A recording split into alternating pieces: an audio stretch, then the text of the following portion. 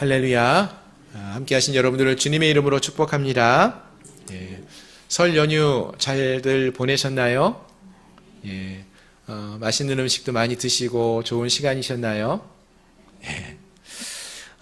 이번 설 연휴 기간 동안에 긴 시간을 보냈는데 많은 분들이 이곳저곳 이동도 많이 하시고 또 많은 기쁜 일들이 있었는 줄로 믿습니다. 네, 요 근래에 참 뉴스를 듣다가 보면은 참 안타까운 소식들이 많이 있었던 것 같습니다. 특히 비행기와 관련된 사고들이 좀 많이 있었지 않았나 하는 생각이 드는데요. 작년 연말에는 무안 공항에서 비행기가 착륙을 하다가 아주 큰 사고가 있어서 많은 인명 피해도 있었고 많은 이들의 슬픔이 임하는 그런 사건이 있었고요. 또 바로 얼마 전에 또 다시 한번 김해 공항에서 비행기가 또 불타는 그런 아찔한 또 사고가 있지 않았습니까?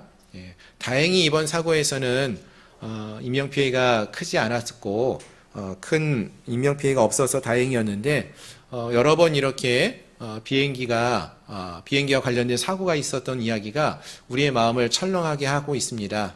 우리나라뿐만 아니라 미국에서도 바로 또 얼마 전에 비행기와 헬기가 충돌하여서 거기서도 참 큰 인명피해가 있는 그런 사고가 있었다라는 소식이 있었습니다.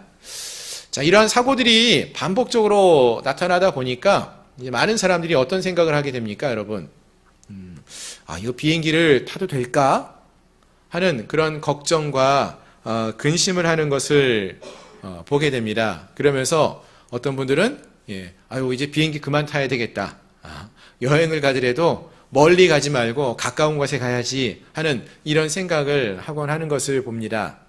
그런데요, 이번 연휴 때 어떤 이야기가 또 있었습니까? 뉴스를 보니까 서울 지방은 그래 좀 덜했지만 이 남쪽으로 갈수록 눈이 또 엄청나게 왔었다고 해요. 전라도, 충청도 가면은 눈이 20cm, 30cm씩 쌓여가지고 교통이 마비되고 또 여러 가지 어려움들이 있었다는 이야기를 들었습니다. 뉴스를 보니까 고속도로 안에서 정말로 많은 추돌 사고도 있었고요. 또 많은 차들이 사고를 당해서 인명 피해도 작지 않았다는 이야기가 있었습니다. 어떻습니까, 여러분? 우리의 걱정이 점점 더 쌓여만 가는 것이죠. 비행기 사고로 인해서 비행기 타는 게 두렵다라고 생각이 들었는데 자동차 타는 것도 이거 안전하지 않다라는 생각이 드는 거예요. 그럼 이제 어떻게 하면 좋을까요? 비행기도 못 타고 자동차 타는 것도 두렵고 어떻게 해요? 걸어 다니면 될까요? 걸어 다니려고 했더니 또 빙판길이에요. 미끌미끌해서 깜짝깜짝 놀라요.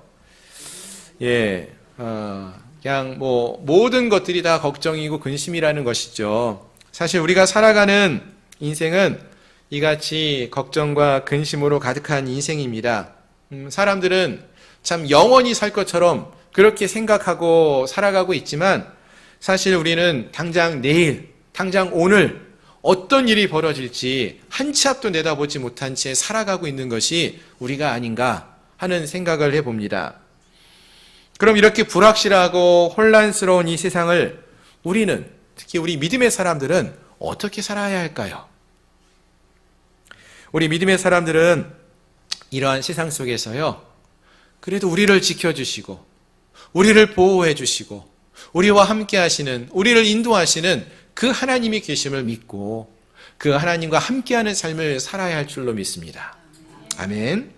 바라는 것은 올해 2025년 이 한 해, 우리 사랑하는 성도님들 모두가 주님과 늘 함께 동행하는 그런 믿음의 삶을 살아가는 주의 자녀들이 될 수 있기를 주님의 이름으로 축원합니다. 아멘. 이제 오늘 본문의 말씀을 함께 살펴보기 원합니다. 오늘 우리가 함께 살펴보기 원하는 말씀은 고린도 후서의 말씀인데요. 이 고린도 후서의 말씀은 사도 바울이 고린도 교회 성도들에게 보낸 편지의 말씀입니다. 자, 그리고 이 고린도 교회는 사도 바울이 제2차 전도 여행 때 방문을 하여서 복음을 전해서 세운 그러한 교회로 알려져 있습니다.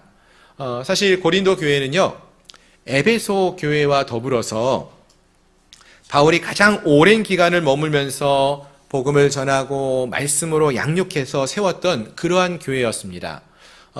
우리가 알기로는 약 1년 6개월 이상 바울이 이곳 고린도에 머물렀었고요.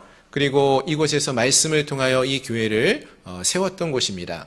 그래서 그 이후에도 보면은 이 고린도 교회와 바울이 아주 친밀한 관계를 가지고 있었기 때문에 여러 번 편지도 주고받고 했던 그러한 기록들이 남아있기도 합니다. 아주 친밀한 관계가 있었던 교회였죠.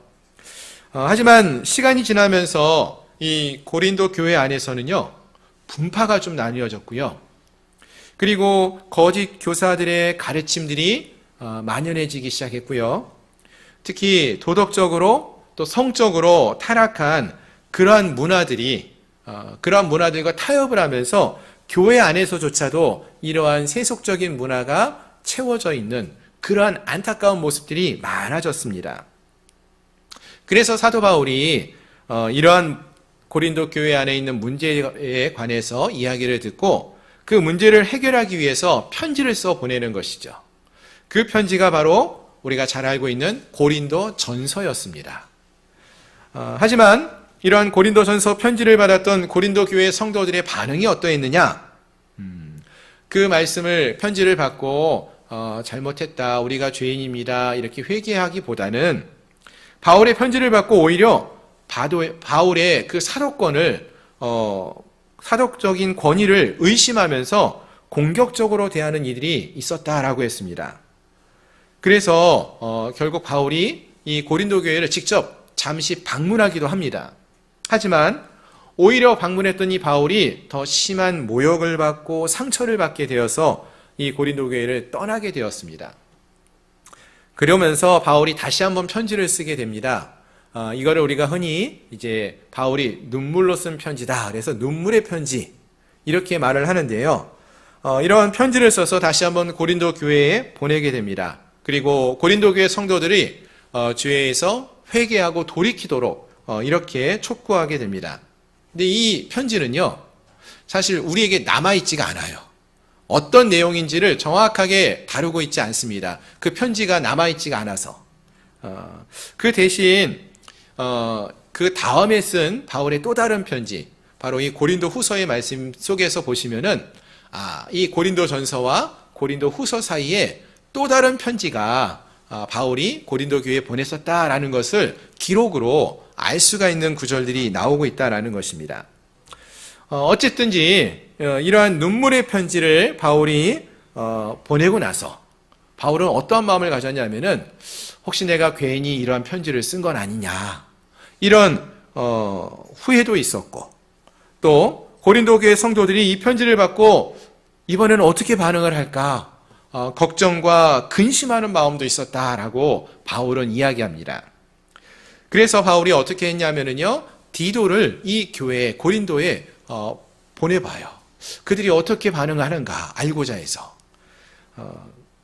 그리고 나서 이렇게 이 디도가 고린도에 갔다가 돌아와서 어떻게 이들이 반응했는지에 관하여서 이야기하는 내용이 오늘 우리가 함께 읽은 이 고린도후서 7장에 나오는 이야기가 된다라는 것입니다. 다행히도 디도가 고린도에 갔다가 돌아와서 전해주는 소식이 무엇이었는가 보니까 고린도 교회 성도들이 이번에는 바울이 보냈던 이 편지의 말씀을 듣고는 잘못을 회개하고 다시금 바울에게 존경의 마음을 표하게 되었다, 이러한 소식을 듣게 됩니다.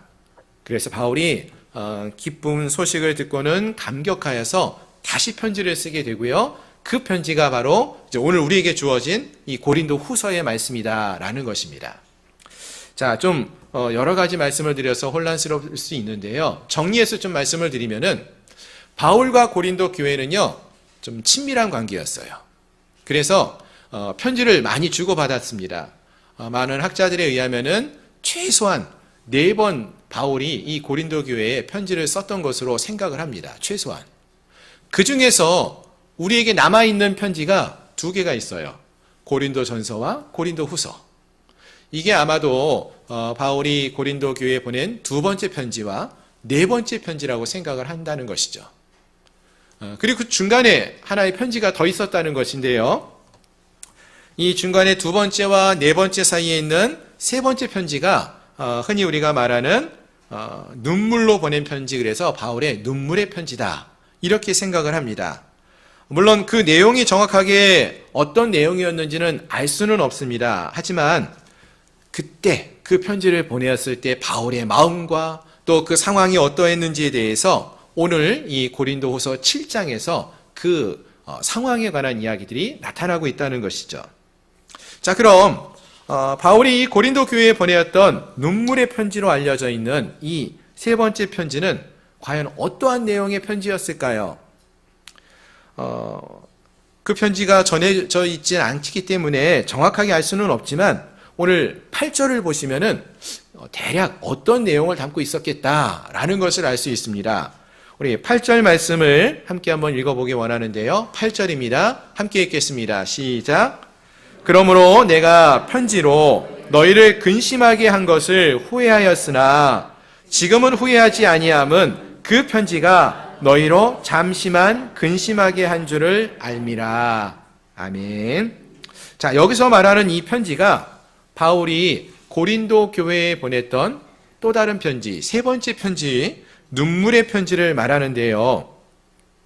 근데 여러분, 이 편지가 고린도 교회 성도들을 어떻게 했다고요? 근심하게 했다라고 했어요. 예. 근심하게 했다, 후회하게 했다라고 이렇게 말하고 있다는 것입니다. 왜 근심하게 되었을까요? 아마도 이 편지에서 바울이 매우 엄하게 이 성도들을, 고린도 교회 성도들을 경고하고 가르치는 말씀을 전했던 것으로 생각해 볼 수가 있습니다. 쉽게 예를 들면 이런 거예요. 여러분, 부모님들이 자녀를 양육할 때요, 자녀들이 잘못을 하게 되면 어떻게 말을 합니까? 처음에는 야, 그렇게 하지 마 하고 나긋나긋하게 좀 부드럽게 얘기하죠. 근데도 또 잘못을 하고 뉘우치지 않고 하면 어떻게 합니까? 그때는 목소리가 더 커져요. 예.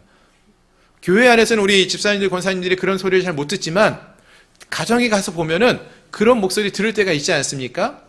그러다가 안 되면은 회초리를 막 드는 거 아닙니까, 여러분? 자녀들을 바르게 가르치기 위해서 강하게 대한다는 거예요. 바울이 바로 그러한 모습으로 지금 고린도 교회 성도들을 대하고 있는 것입니다. 이런 잘못된 문제를 지적하고 가르쳤어요. 그런데도 이 고린도 교회 성도들이 믿음으로 반응하지 않고 돌이키지 않았죠. 그래서 이 눈물의 편지에서는 아마도 조금 더 강하게, 조금 더 강하게 잘못을 지적하고 엄하게 경고하면서 가르치는 그러한 말씀을 전한 것으로 볼 수 있는 것입니다. 그런데 한번 생각해 보십시오, 여러분. 부모님들이요, 자녀들에게 이렇게 강하게 소리치고 회초리를 들었어요. 그러면 부모님들의 마음은 어떨까요? 시원합니까, 여러분? 자녀들에게 그렇게 강하게 말하고 회초리 들고 나면은 속 시원하고 마음이 풀립니까? 아니죠. 그 마음도 안 편해요. 회초리를 들어서 때렸어요. 본인들의 마음, 부모님들의 마음도 아프지 않습니까? 예. 지금 바울도 그러하다는 거예요. 이렇게 눈물의 편지로 편지를 써서 보내고 났는데 바울의 마음이 어떻습니까? 근심하게 한 것, 그것으로 인해서 후회한다라고 했어요, 바울이. 예. 그렇게 쓰지 말 것, 그거 보내지 말 걸 하면서 후회했다는 거예요. 그만큼 이 바울이 보낸 편지가 엄한 그런 내용을 담고 있었다라는 것을 생각해 볼 수 있는 것이죠. 자, 그러면은 바울의 이러한 편지를 받았던 고린도 교회 성도들은 어떠했을까요? 이들은 바울을 통해서요, 그들의 신앙의 생활이 잘못되었다라는 것을 깨닫게 하는 그러한 말씀을 듣게 됩니다. 그렇다면 그러한 말씀을, 그러한 이야기를 들은 성도들의 마음도 편치는 않았을 거예요. 분명 그 말씀의 뜻을 알고 그들이 잘못했다는 것을 알 수도 있었을 것입니다. 하지만 그 말씀대로 행하며 믿음으로 돌이키는 것은요, 힘든 일이었어요. 부담스러운 일이었을 것입니다. 그래서 그 마음에 어려움이 분명히 있었을 것입니다. 왜요? 사실 우리도 누군가가 우리에게 뭐 잘못했다라고 지적을 해주면 마음이 어떻습니까? 마음이 기쁘던가요, 여러분? 집사님 이거 잘못된 거 아니야? 잘못을 지적해줘요? 마음이 기쁩니까? 내가 잘못한 거 알지만 깨닫게 되지만 그래도 마음이 무거워요. 불편합니다. 사실 교회에서 이렇게 목회를 하다가 보면은요, 설교하다 보면은 11조나 헌금에 관한 그러한 말씀도 설교를 해야 할 때가 있습니다. 근데 성경의 말씀 그대로 그 말씀을 저도 전하지만 그때 이 설교자의 마음도요, 무겁습니다. 왠지 아십니까? 혹시나 성도들이 이 말씀을 듣고는 마음에 무거움이 있지 않을까, 시험에 들지 않을까 하는 그러한 마음이 있어서죠. 바울의 마음도 지금 그러한 마음인 것입니다. 귀한 말씀을, 옳은 말씀을 전해도 그 말씀 때문에 바울의 마음도 무겁고 또 그 말씀을 듣는 성도들의 마음도 그 진리의 말씀을 듣고 무거운 마음이 되었다라는 것입니다.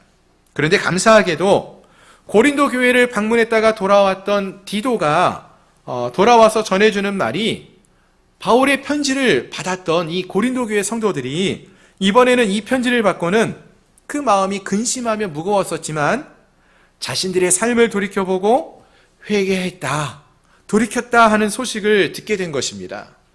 그래서 바울이 이것을 너무 기뻐하면서 이 편지, 또 다른 편지, 바로 오늘 이 고린도 후서의 말씀을 쓰고 있다라는 것입니다. 그러면서 바울은 여기에서 이들 고린도 교회 성도들에게 저들이 하나님이 뜻하시는 방식으로 근심을 잘 하였다라고 이렇게 말해주고 있는 것입니다. 자, 그렇습니다. 여러분, 사람들은요, 인생을 살아가면서 원하건 원하지 않건 크고 작은 근심을 경험하게 됩니다. 즉, 이러한 근심은요, 세상 사람들에게만 주어지고 믿는 사람들에겐 주어지지 않는 것이 아니라 믿는 사람들에게도 근심은 주어진다라는 것이죠. 그러면 우리 믿음의 사람들은 이러한 근심의 상황이 주어질 때에 어떻게 반응해야 될까요? 세상의 방식이 아니라 하나님의 방식으로, 즉 하나님의 뜻대로 근심을 해야 한다라는 것입니다. 이게 오늘 바울이 우리에게 전해주는 말씀이라는 거예요. 즉 오늘 본문의 10절 말씀을 함께 보시면 좋겠습니다. 10절 말씀을 보시면은요, 근심을 맞이하는 두 가지 방법이 있다라고 말을 합니다. 10절 보면은 하나는 세상의 방식으로 근심을 할 수 있고, 또 다른 방식은 하나님의 뜻대로 근심을 할 수 있다라고 말하고 있어요. 그리고 그 결과는 세상의 방식으로 근심을 하게 되면은 뭐에 이르릅니까? 사망에 이른다라고 말을 합니다. 하지만 하나님의 뜻대로 근심을 하게 되면은 회개함으로 구원에 이르게 된다라고 말해주고 있어요. 아멘. 그러니까 근심이 세상의 방식으로 하는 근심이 있고요, 하나님의 뜻대로 하는 근심이 있는데 세상의 방식으로 하는 근심의 그 끝은 사망에 이른다는 거예요. 하지만 하나님의 뜻대로 하는 근심은 우리를 회개하여서 구원에 이르게 한다라고 말하고 있습니다. 그럼 여기서 말하는 하나님의 뜻대로 하는 근심은 구체적으로 어떤 것을 말하는 것일까요? 여러분, 그것은요, 하나님의 뜻대로 하는 근심은 자기의 행위가 하나님의 판단에 합당한 것인가, 이것을 생각하면서 자기의 잘못을 진정으로 뉘우치고 돌이키는 데까지 나아가는 근심을 말합니다. 거기에 비해서 세상의 근심은 화도 내고 원한도 품고 자기를 정당화하기 위해서 애쓰는 그러한 근심을 말하는데요, 그 근심의 결과 오히려 낙담하게 되고 좌절에 빠져서 스스로 파괴적인 삶을 맞이하게 되는 그러한 모습으로 발전하게 됩니다. 성경 안에서 그러한 예를 찾아볼 수가 있는데요, 여러분, 가룟 유다와 베드로 잘 아시죠? 이 두 사람은 모두 다 근심의 상황을 맞이합니다. 유다는 예수님을 배반했어요. 그리고 나서 나중에 회개할 시간이 있었지만 그 기회를 놓쳐버리고 자기의 잘못에 대해서 뉘우치기는 했지만 끝까지 회개하지 않고 결국에는 죽음에 이르는 그러한 모습을 보였습니다. 반면에 베드로는 어떻습니까? 베드로도 예수님을 3번이나 부인했어요. 그러나 그 이후에 그의 잘못을 뉘우치고 통곡하고 회개하는, 그리고 돌이켜서 하나님 앞에로 회개하며 돌이키는 그러한 삶을 살았다라는 것입니다. 본문에 나오는 고린도 교회의 성도들 역시 이런 베드로와 같은 선택을 했다라는 것입니다. 그들은 바울이 보내준 편지를 받고 그 말씀을 듣고 회개하고 거짓된 사도들로부터 돌아서서 하나님을 향하게 되었습니다. 그렇게 바울의 편지에 응답한 그 결과 영적인 사망을 낳는 그 길을 피할 수 있었다라는 것입니다. 자, 그렇다면 사랑하는 성도 여러분, 여러분들은, 우리들은 어떠한 방식으로 근심하기를 원하십니까? 물론 우리에게 근심이 없으면 참 좋겠죠. 근심 없는 삶을 살아가면 얼마나 좋겠습니까? 하지만 모든 사람들에게 나름대로의 다 근심은 주어지고 있습니다. 어떤 선택을 그럼 여러분 하기 원하십니까?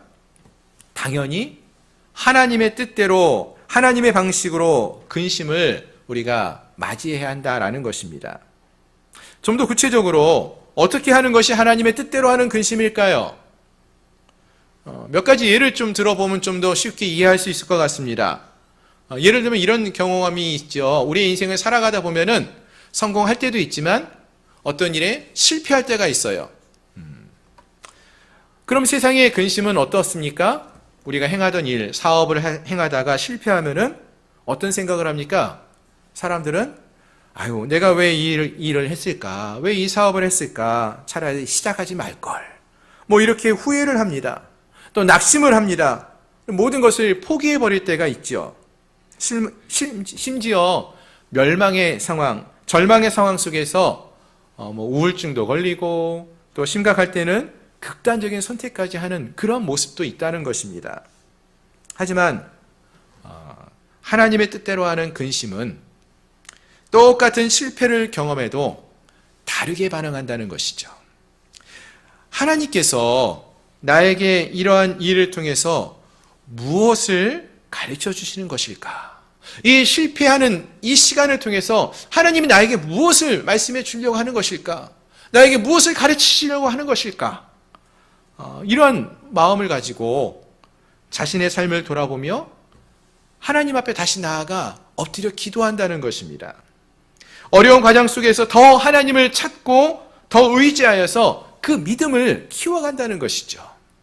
즉 이러한 근심은 오히려 그 사람을 믿음으로 더욱 성숙하게 만들고 그래서 하나님의 은혜를 더 깊이 경험하게 할 수 있는 것입니다. 아멘. 또 다른 경우도 있습니다. 자녀가 방황하고 잘못된 길을 갈 때에도 우리가 두 가지의 반응을 보일 수 있다는 것입니다. 대부분의 사람들은 그러한 모습을 보면서 부모님들 마음이 어떻겠습니까?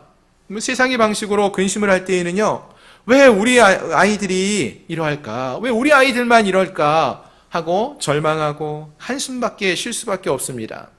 하지만 하나님의 뜻대로 하는 근심은 그로 인하여서 11절 말씀과 같이 더 간절한 마음을 갖게 하고요, 더 간절히 기도하게 하고요, 더 사모하는 마음을 갖게 한다는 것입니다.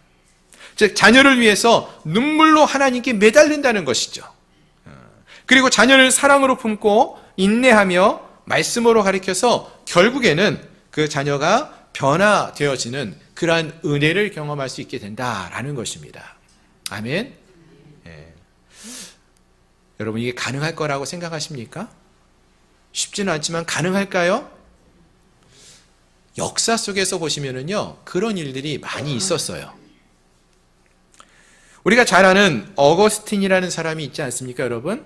어거스틴 여러분 잘 아시죠? 어거스틴은요, 초기 기독교 시대에 초대교회 때 가장 영향력 있는 신학자이고 또 교부 중에 한 명으로 알려져 있습니다.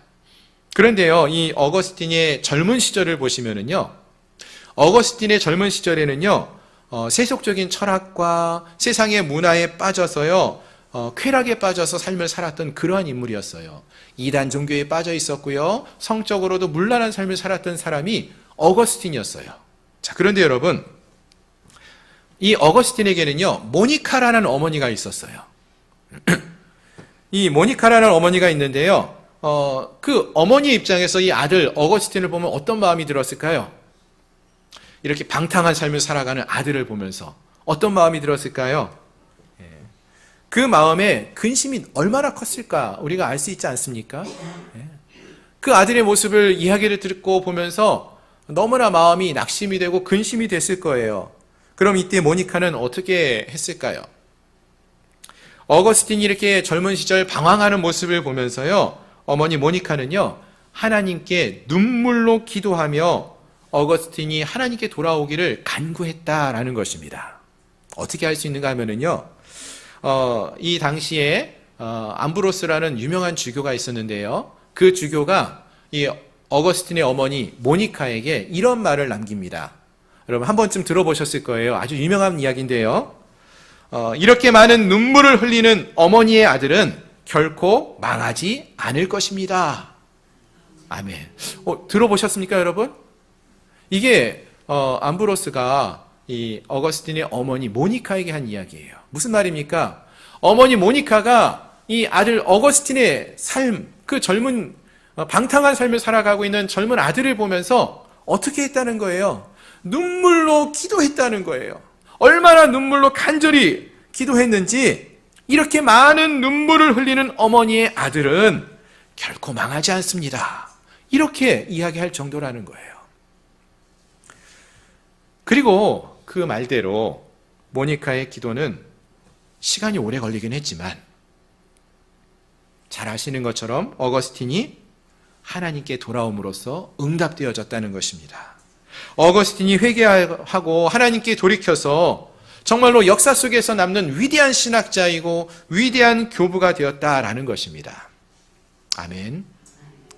그렇습니다. 사랑하는 성도 여러분, 하나님의 뜻대로 하는 근심, 그 근심은 절망의 상황 속에서 더 하나님께 나아가게 하고요, 더 하나님께 간절히 부르짖게 하고요, 더 하나님을 사모하게 하는 것입니다. 오늘 본문의 11절 말씀을 여러분 다시 한번 보시기 바랍니다. 11절 말씀 한번 같이 한번 읽어볼까요? 시작. 보라, 하나님의 뜻대로 하게 하는 이 근심이 너희로 얼마나 간절하게 하며 얼마나 변증하게 하며 얼마나 분하게 하며 얼마나 두렵게 하며 얼마나 사모하게 하며 얼마나 열심 있게 하며 얼마나 벌하게 하였는가. 너희가 그 일에 대하여 일체 너희 자신의 깨끗함을 나타내었느니라. 아멘.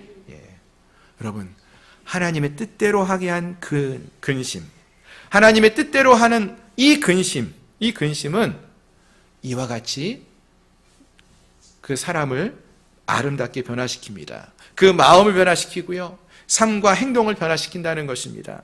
정말로 간절히 하나님을 더 찾게 하고 하나님을 더 사모하게 하는 그러한 근심이 된다라는 것입니다.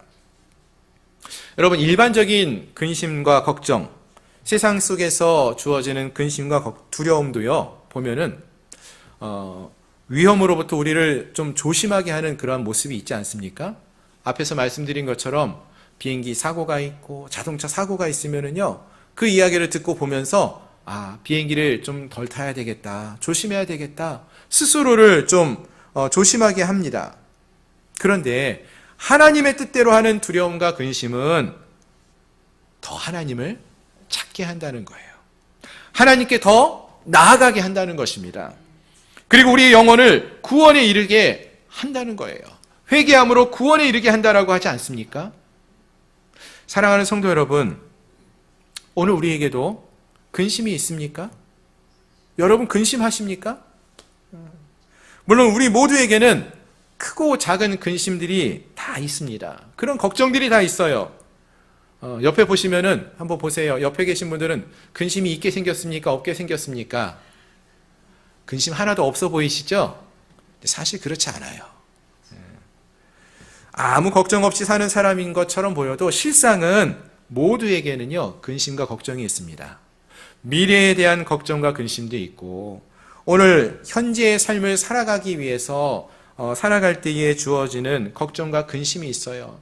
나름대로 크고 작은 차이는 있겠지만 나름대로 그 걱정과 근심 가운데 우리가 살아갑니다. 그러나 이 시간 바라는 것은요, 이러한 근심이 우리를 다시금 하나님께로 나아가게 하는, 하나님의 뜻대로 하는 그러한 근심이 되기를 소망합니다. 더 간절하게 하나님을 찾게 하는 그러한 근심이 되기를 소망합니다. 그 근심의 상황 속에서 우리가 낙심하고 머물러 있는 것이 아니라 우리가 할 수 없으니까 더 하나님을 간절히 찾고 더 하나님을 사모하고 하나님 앞에 회개함으로 나갈 수 있는 그러한 근심이 될 수 있기를 소망합니다. 그렇습니다. 하나님의 뜻대로 하는 근심은요, 그러한 근심은 그래서 우리를 변화시킵니다. 회개하게 하고요, 더 거룩한 삶을 살게 한다는 것입니다. 고린도 교회가 그러했습니다. 고린도 교회는요, 바울이 눈물로 쓴 이 편지를 받게 됩니다. 그 말씀을 듣죠. 그리고 그 말씀으로 인하여서 그 마음에 근심이 생겼어요. 우리가 잘못 행했구나, 이것을 깨닫게 되었습니다. 그러나 그 상황 속에서 이들은 자신의 삶을 말씀에 비추어 보고 죄를 깨닫고 회개하고 변화되었다라는 것입니다. 오늘 사랑하는 우리 성도님들의 마음속에 근심이 있다면은 이 시간 그 근심을 하나님께 가지고 나아갈 수 있기를 소망합니다. 그 근심이 주어졌는데 그 근심을 나 혼자 품고 낙심하고 그 자리에 쓰러져 있는 것이 아니라 하나님께 가지고 나아가고 더 간절히 부르짖고 그 마음을 하나님께 쏟아내며 탄원도 하시고 더 열심히 하나님을 사모하면서 부르짖고 나아갈 수 있기를 바랍니다. 그 부르짖음이, 그 간절함이, 그 하나님을 찾고 나아가는 그 시간이 우리를 변화시키고 우리를 더 거룩하게 만드는 은혜가 넘치는 그러한 시간이 될 수 있도록 만들어줄 것입니다. 바라는 것은 오늘 함께한 우리 모두가 오늘 본문에 나오는 바울의 말씀 속에 나오는 그 이야기처럼 하나님의 뜻대로 하는 근심을 통하여서 후회 없는 그러한 인생을 살아가는 주의 백성들이 되시기를 주님의 이름으로 축원합니다.